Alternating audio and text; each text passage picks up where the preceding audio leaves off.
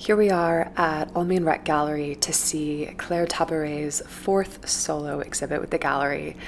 She has been so busy over the last few years. She not only has an exhibit at Galerie Papillon in Paris, which I shared with you all in my last video, she's expecting a baby, and she has this exhibit that is happening concurrently of paintings, sculptures, and works on paper. And this exhibit is on view until December 18th, so if you are based in Paris, you have a decent amount of time to see it.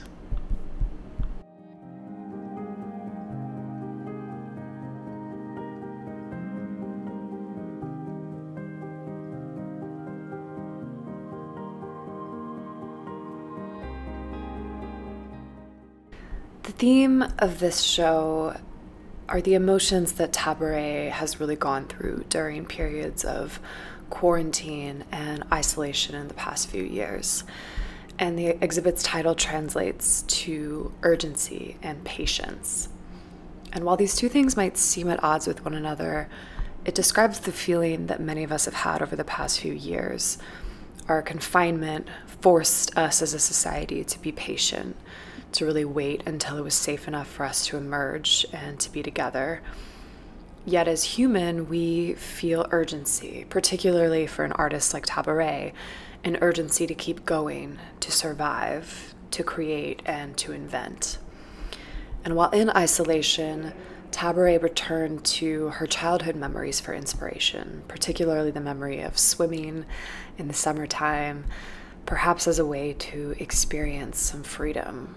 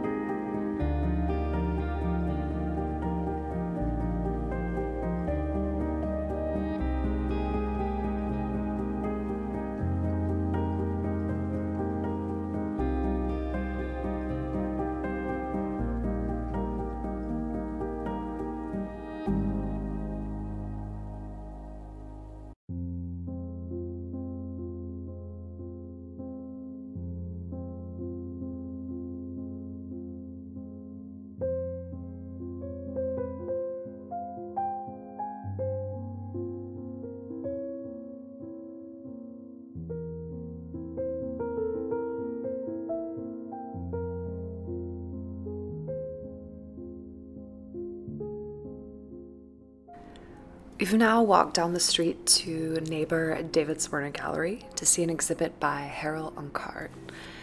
And in similar theme to Tabouret's exhibit that we just saw, this exhibit is titled The Deep End, and it features a series of swimming pool sculptures. Ancart started creating these works in 2017, apparently inspired by a very hot summer in his studio. He had a strong desire for a swimming pool and attempted to create one. And although these are sculptures, they are shallow enough to have traces of familiarity to Ancart's paintings. You can spot a few of them on the wall throughout the exhibit, and you can make a comparison between the two.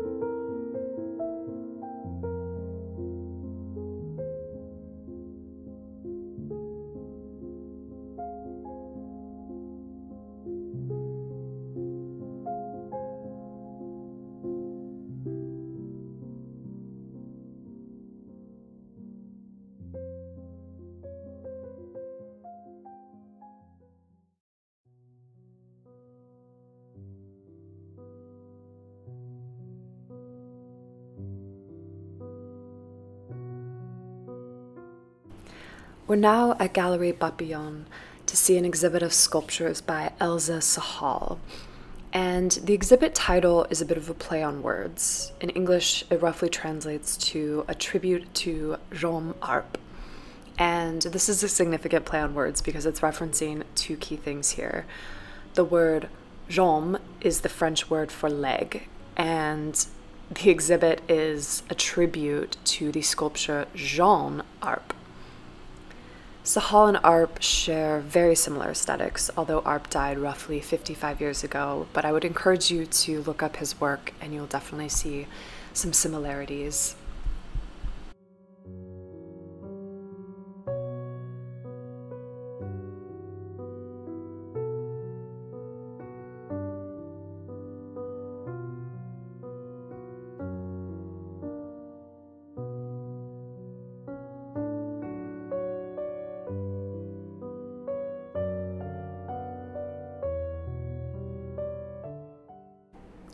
Sahal has just enough elements of familiarity in her work, such as this visible pair of legs, that she then distorts to create this sort of dynamic tension.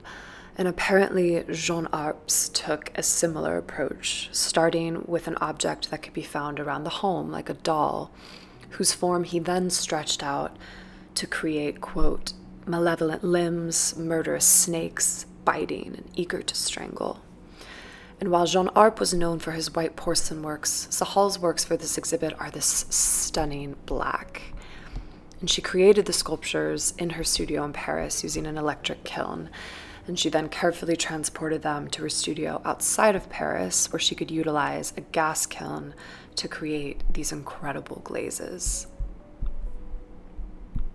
I also have to shout out the presentation of this exhibit. The gallery enlisted the help of Lev Kazuka and Jean-Baptiste Lapelty to create this stunning set for the works, which further tie into the theme of Jean Arp by incorporating common colors found in his paintings as a punchy backdrop to the all-black works of Sahal's.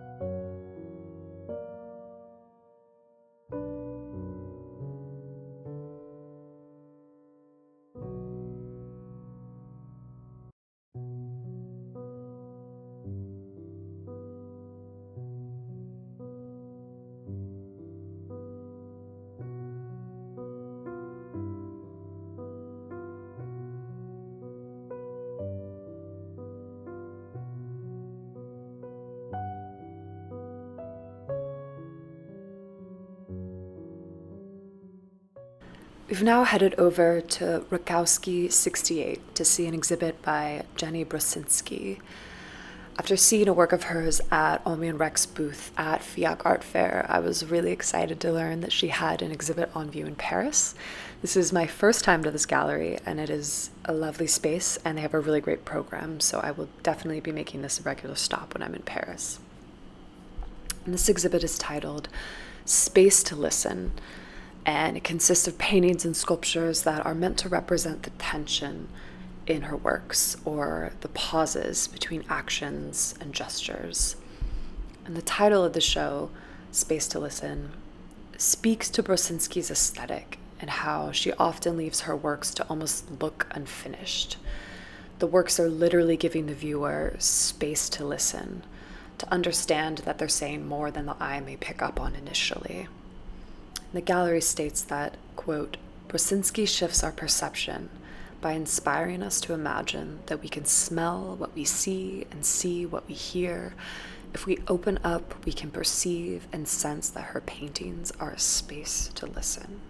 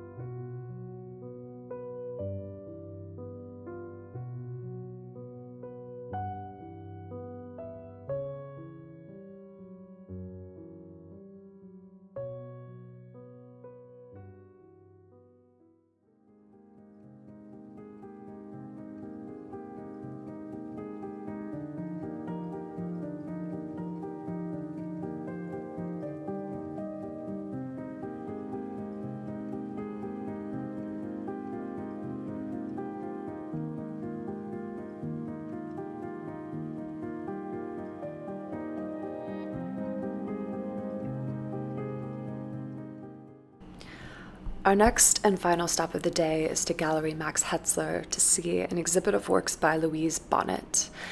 This is actually her first solo show in France, and it features 7 new paintings, all created in 2021. I love how Bonnet's signature of her over-exaggerated figures always capture the human condition. The oversized limbs are such a great translation of human emotion, such as embarrassment. It's almost like she's taking a magnifying glass to the subtle gestures of awkwardness, the things that we try to hide the most by blowing them up on the canvas. And this exhibit is titled Bathers. And it's not only a common theme among a lot of the exhibits we've seen today, but a common theme throughout art history. And Bonnet is paying tribute to that, particularly the works of Peter Paul Rubens and how he depicted the flesh in his paintings.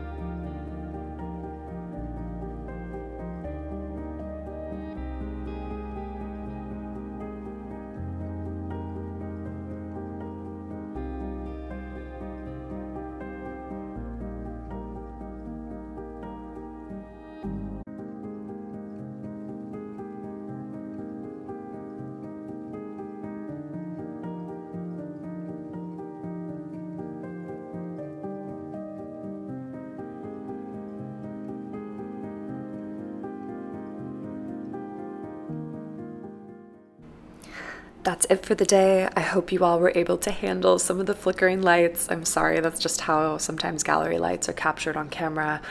And I have a few more bonus videos from FIAC Art Fair as well as some of the museums in Paris. So if you haven't subscribed, consider doing so to stay up to date, and I will see you in my next video.